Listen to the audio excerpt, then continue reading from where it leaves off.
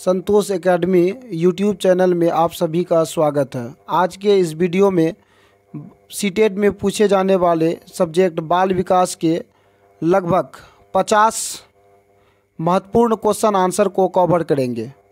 जिसका पहला क्वेश्चन है, शरीर में सबसे लंबी हड्डी का नाम क्या है? आंसर है फीमर, जो जांघ में होती है।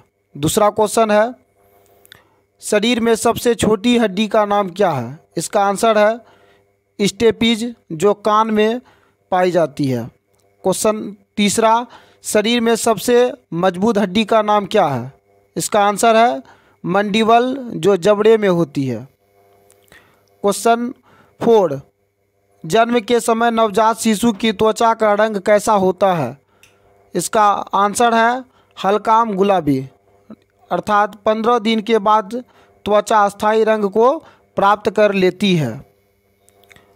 क्वेश्चन नंबर 5, नवजात शिशु कितने घंटे सोता है? आंसर है 18 से 20 घंटे, किंतु वह हर 2 घंटे में जागकर अपनी मांसपेशियों को घुमाता है।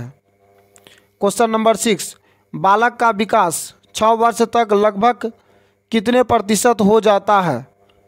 इसका आंसर है 90%। क्वेश्चन नंबर 7, बालक का विकास 10 वर्ष तक लगभग कितने प्रतिशत हो जाता है? इसका उत्तर है 95%। प्रश्न 8, बाल्य अवस्था में बालक की हड्डियां कितनी होती है? इसका उत्तर है बाल्य अवस्था में बालक की हड्डियों की संख्या 270 से 350 तक हो जाती है। प्रश्न 9, निःशुल्क एवं बाल शिक्षा का अधिकार एवं अधिनियम 2009 का विस्तार किस राज्य में नहीं हुआ? इसका उत्तर है जम्मू कश्मीर। प्रश्न 10, शिक्षा का अधिकार 2009 के तहत निजी विद्यालय को कितने प्रतिशत सीट आरक्षित करना अनिवार्य होगा? इसका उत्तर है 25%। प्रश्न 11, 25 से कम बुद्धि वाला बालक क्या कहलाता है? इसका उत्तर है जड, अर्थात मूर्ख। प्रश्न 12, यौन यदि समस्त जीवन का नहीं तो किशोरावस्था का अवश्य ही मूल तत्व है, यह किसने कहा? इसका उत्तर है रॉस ने। प्रश्न 13, कुशाग्र बुद्धि अथवा प्रतिभावान बालक वह है जो निरंतर किसी भी उचित कार्य क्षेत्र में अपनी अद्भुत कार्य कुशलता अथवा प्रवीणता का परिचय देता है, यह कथन किसका है? उत्तर है हेविंग हर्स्ट। प्रश्न 14, पिछड़ा बालक वह है जो अपने अध्ययन के मध्यकाल में अपनी कक्षा का कार्य जो उसकी आयु के अनुसार एक कक्षा नीचे का है करने में असमर्थ रहता है, यह किसने कहा? उत्तर है सिरिल बर्ट ने। प्रश्न 15, समस्यात्मक बालक उन बालकों के लिए प्रयोग किया जाता है जिनका व्यवहार अथवा व्यक्तित्व किसी बात में गंभीर रूप से असामान्य होता है, यह कथन किस मनोवैज्ञानिक का है? उत्तर है वेलेंटाइन।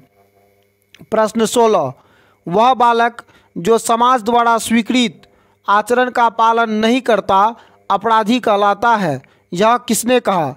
उत्तर है हीली ने। प्रश्न 17, बुद्धि के किस सिद्धांत को बालू का ढेर कहा जाता है? उत्तर है बहुतत्व सिद्धांत को। प्रश्न 18, व्यक्ति के चेहरे को देखकर उसकी बुद्धि का पता लगाया जा सकता है, यह कथन किसका है? इसका उत्तर है लेवेटर का। प्रश्न 19, वे शिक्षार्थी जो समृद्ध ज्ञान और शैक्षणिक दक्षता को हार्दिक इच्छा प्रदर्शित करते हैं उनके पास होता है? उत्तर है निष्पादन उपागम अभिविन्यास।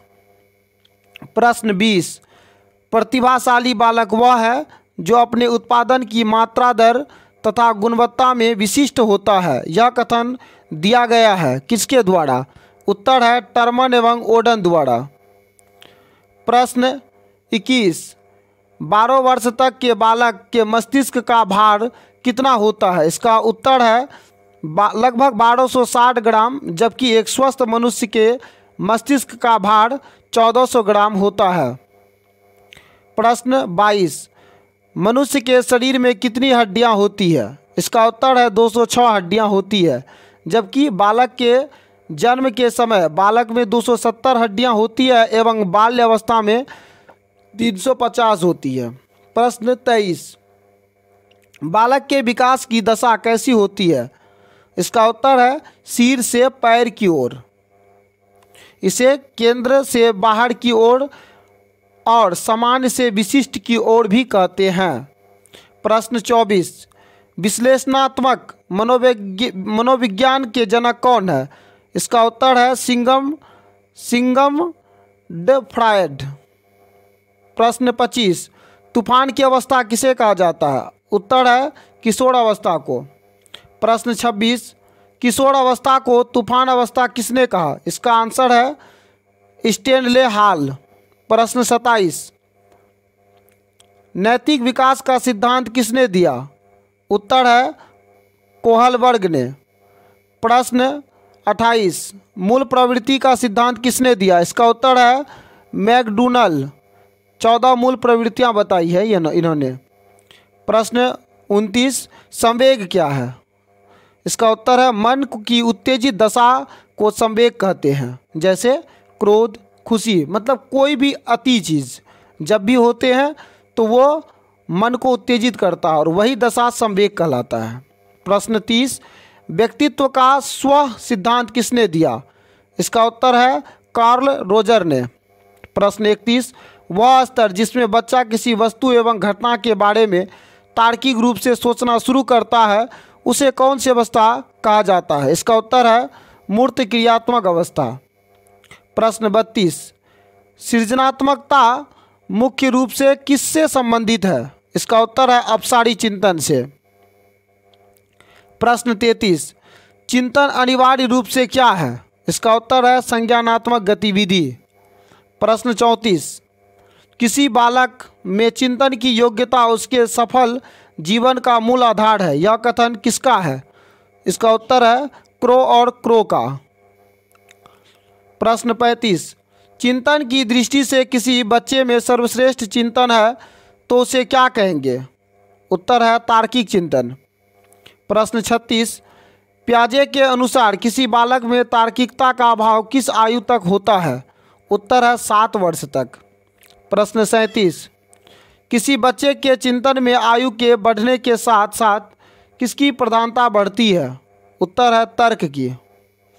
प्रश्न 38, जन्म के बाद किसी बालक में चिंतन का विकास कब प्रारंभ होता है? इसका उत्तर है 2 वर्ष की आयु के बाद।